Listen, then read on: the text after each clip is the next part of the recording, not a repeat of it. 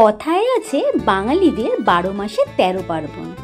সব উৎসবের শেষে ঘরে বসে মন খারাপ করছে তোমাদের? তাহলে দুদিনের ছুটিতে ঘুরে আসতে পারো অফবিট বকখালি থেকে। 2025-এর শুরুতে বকখালি গিয়ে কোথায় কোথায় ঘুরবে বা কোন হোটেলেই থাকবে, এই সব ডিটেলস থাকবে এই ভিডিওতে। সাথে রয়েছে সন্ধ্যার বকখালির আকর্ষণীয় কিছু সি ফুড। তো চলো ভিডিওটা স্টার্ট করা যাক।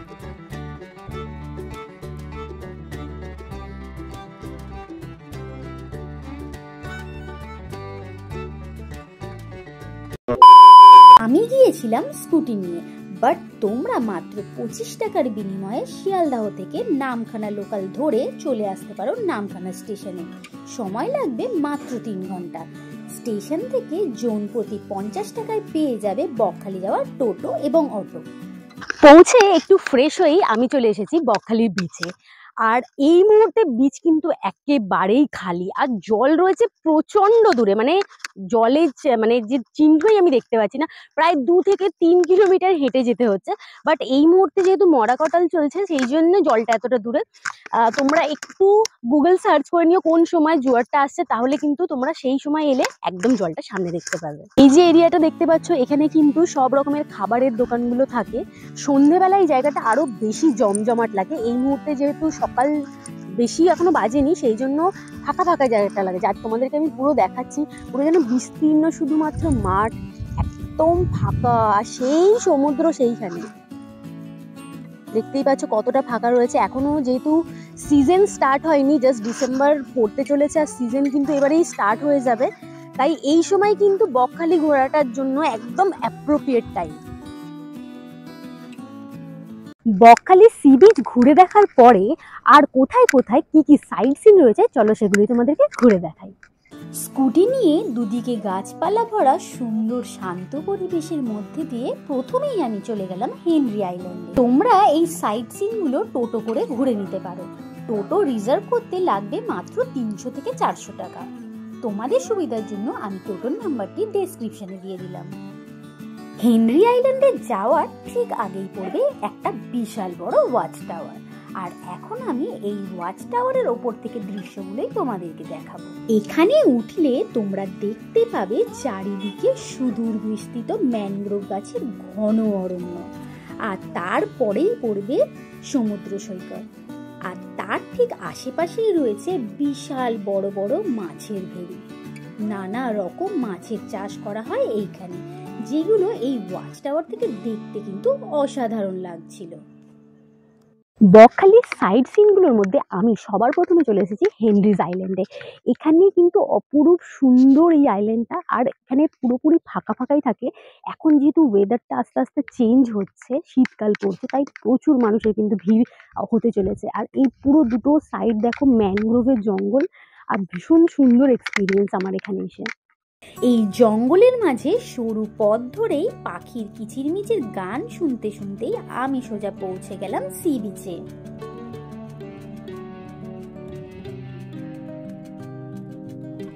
এই ম্যানগ্রোভের জঙ্গলের মধ্যে একটা সরু রাস্তা দিয়ে ঢুকতে ঢুকতেই কিন্তু আমি সমুদ্রের গর্জন শুনতে পেয়ে গেছি। আর এই জায়গাটা এতটাই শান্ত, শুধু প্রকৃতি যে মানে পাখিদের যে আওয়াজ, এইগুলোই শুধু তোমাদের কানে আসবে।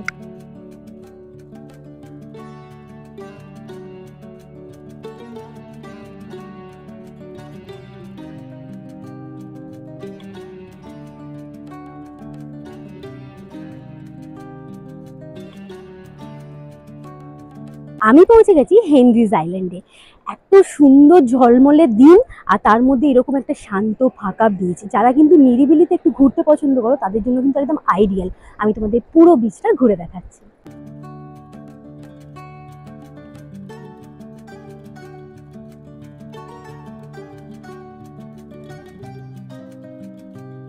এই আইল্যান্ডটা দেখতে খুব সুন্দর হলেও ভয়ঙ্কর কিন্তু বেশ, কারণ এখানে চোরাবালির একটা সমস্যা রয়েছে। তাই এখানে এসে কিন্তু স্নান করার কথা একেবারেই ভাববে না।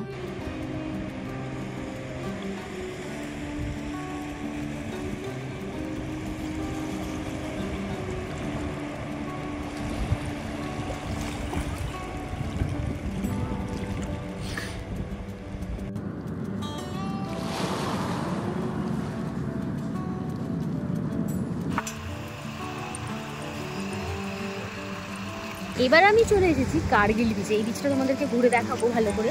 এখানে সবথেকে বিশেষত্ব হলো একদম পড়ন্ত বিকেলের রোদ, আর একদম এক কাপ চায়ের সঙ্গে বসে এনজয় করলে কিন্তু জাস্ট অসাধারণ লাগে।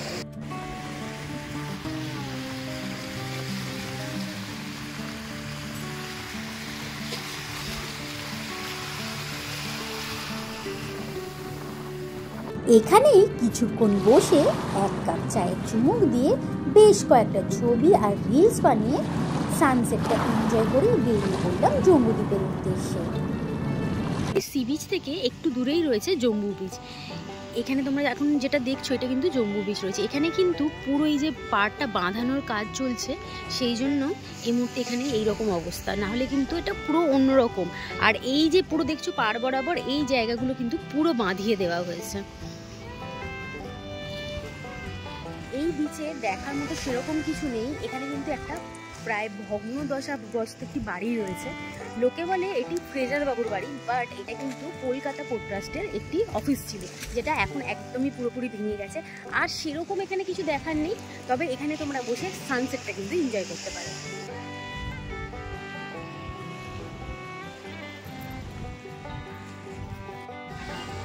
তারপর আমি গেলাম বেনফিশ আইল্যান্ডে।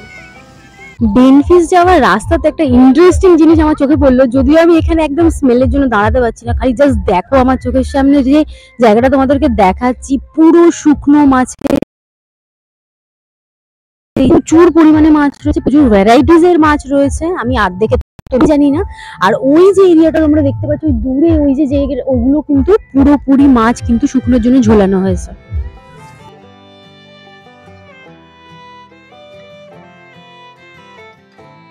বকখালিতে এসে আরেকটা অন্যতম ঘুরতে যাওয়ার জায়গা হলো বেনফিশ।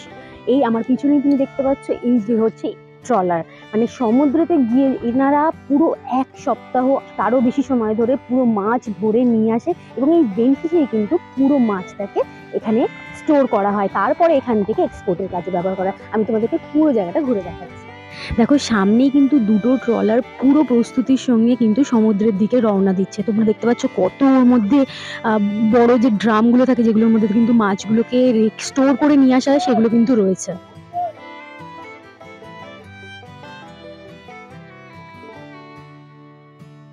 এই যে বোটগুলো তোমরা দেখতে পাচ্ছ, এই বোটগুলোয় করে কিন্তু এই যে পুরো নদীটা আছে এটা ভ্রমণ করা যায়। তাছাড়াও এখান থেকে কিন্তু যেমন তোমাদেরকে দেখাতে পাচ্ছি, সুন্দরবন, জম্বুদ্বীপ, মৌসুমী দ্বীপ, গঙ্গাসাগর, কপিলমুনির মন্দির, এই সব জায়গাগুলো কিন্তু এই বোটগুলোতে করে ঘোরা যায়।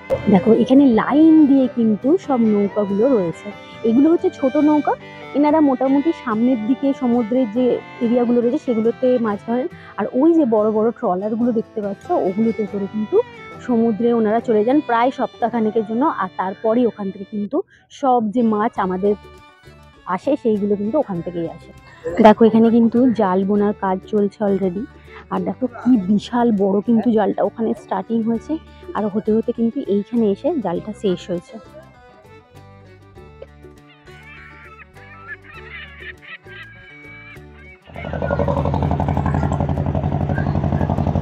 সন্ধে নামার আগেই আমি আবার ফিরে চলে এলাম বকখালির সি বিচে। সেই দেখতে পাচ্ছ ওইখানে হচ্ছে মার্কেট এরিয়াটা, মানে তুমি সি বিচে এলে যেখানে খাওয়া দাওয়া করার যে জায়গাটা। আর আমি এখন চলে এসেছি একদম সমুদ্রের সামনে, মানে সমুদ্রটা এতটাই দূরে চলে এসেছে যে কিছু বলার নেই। মানে 1.5 থেকে 2 কিলোমিটার হেঁটে আসতে হলো সমুদ্রটার জন্য, বাট এখানে এসে মন একেবারেই শান্ত হয়ে যায়। এত সুন্দর ফাঁকা বিচ আর অসম্ভব সুন্দর ওয়েদার। এই সময় কিন্তু তোমরা পারলেই একটা সুন্দর দেখে প্ল্যান করতে পারো ঘুরতে আসার বকখালিতে। বাজেট ফ্রেন্ডলি একটা ট্যুর, যেখানে তোমরা 300 টাকা থেকে মাত্র পেয়ে যাচ্ছ রুম আর এইরকম ফাঁকা বিচ। এবার চলো তোমাদের হোটেলগুলো ঘুরে দেখিয়ে দিই। বকখালিতে এলে প্রচুর পরিমাণে কিন্তু হোটেলস রয়েছে। এখানে হোটেলের স্টার্টিং প্রাইস হচ্ছে কিন্তু 300 টাকা থেকে, একদম রিজনেবলে তোমরা খুব সুন্দর এবং পরিপাটি রুম পেয়ে যাবে। আমি এখানকার মোটামুটি যেগুলো পপুলার হোটেল রয়েছে সেগুলোর ফোন নাম্বার দিয়ে দিলাম ডেসক্রিপশনে। আর আমি যে হোটেলটায় স্টে করেছি সেটা তোমাদেরকে ঘুরে দেখাবো। আমি তো রয়েছি হোটেল রূপকথাতে, আর এখানে সব থেকে লোয়েস্ট প্রাইসের যেটা রুম রয়েছে সেটা হচ্ছে 300 টাকায়। আমি তোমাদেরকে একদম এই 300 টাকার রুমটাই প্রথমে দেখাবো। দেখো একদম কিন্তু ক্লিন রয়েছে, এরকম একটা কিং সাইজ তোমরা বেড পেয়ে যাচ্ছ। আর রুমের ডেকোরেশন নিয়ে তো কোনো কথা হবে না, ক্লিননেস এবং ডেকোরেশন সব কিছু কিন্তু 300 টাকায় মাত্র তোমরা পেয়ে যাচ্ছ। আর এখানে অ্যাটাচ ওয়াশরুম রয়েছে, ওয়াশরুমগুলো কিন্তু একেবারে ক্লিন, তোমরা দেখে নিতে পারো। এগুলো কিন্তু মাত্র 300 টাকা থেকে স্টার্টিং হচ্ছে। আর এরকম একটা সুন্দর মিররও পেয়ে যাবে তোমাদের সেজে নেওয়ার জন্য।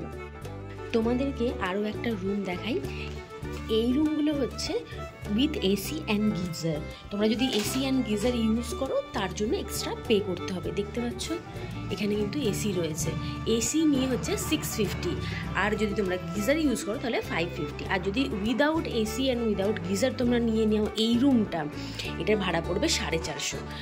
দেখতে পাচ্ছ জাস্ট বিশাল বড় একটা কিং সাইজ বেড রয়েছে, সাথে কম্বল থাকছে। এখানে একটা টেবিল দিয়ে দেওয়া হয়েছে, একটা কমপ্লিমেন্টারি জল দিয়ে দেওয়া হয়েছে। আর তাছাড়াও রয়েছে দুটো চেয়ার, একদম নিট অ্যান্ড ক্লিন, পরিষ্কার পরিচ্ছন্ন রুম। আমি তোমাদের ওয়াশরুমটাও একবার ঘুরে দেখিয়ে দিই।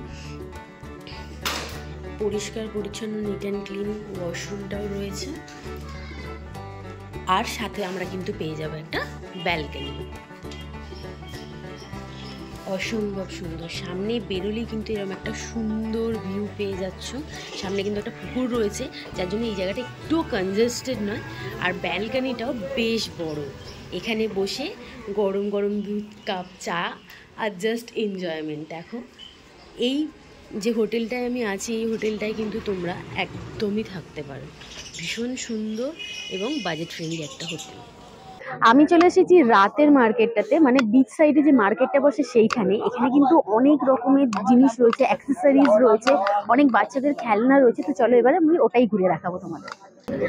রাতের বিচের মার্কেটটা কিন্তু ভীষণ সুন্দর। তোমরা দেখতে পাচ্ছ যেমন বিচে কিন্তু সব রকমের খাবারের দোকান রয়েছে, পাপড়ি চাট থেকে ফুচকা, মোমো আর আদার্স যে খাবারগুলো রয়েছে, যেমন মাছ রয়েছে অনেক রকমের, সেগুলো আমি তোমাদের দেখাবো।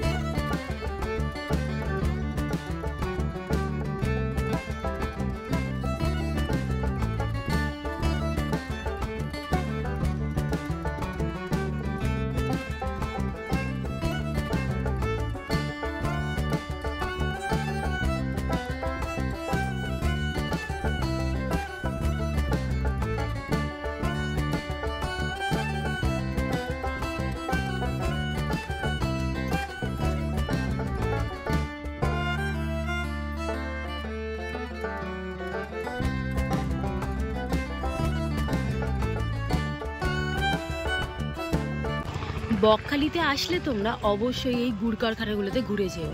এখানে কিন্তু একদম পিওর গুড় তৈরি হচ্ছে। তোমরা কিন্তু এখানে রসও খেতে পারো, খেজুরের রস। আমি তোমাদেরকে একটু ক্লোজ থেকে গিয়ে দেখাচ্ছি। দেখো কীভাবে এখানে কিন্তু প্রসেস হচ্ছে গুড়গুলো।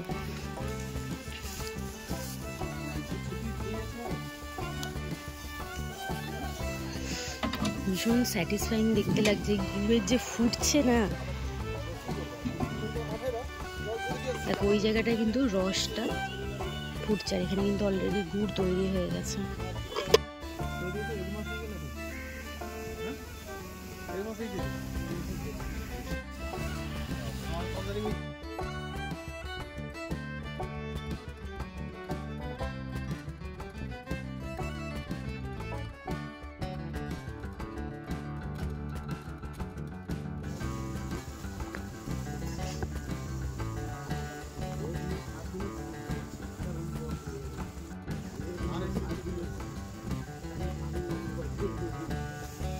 খেজুরের রস খেয়ে 1 কেজি গুড় নিয়ে আমি বিদায় জানালাম বকখালিকে। আর ভিডিওটা কেমন লাগলো তোমরা একেবারেই কমেন্ট বক্সে জানাতে ভুলো না। টাটা।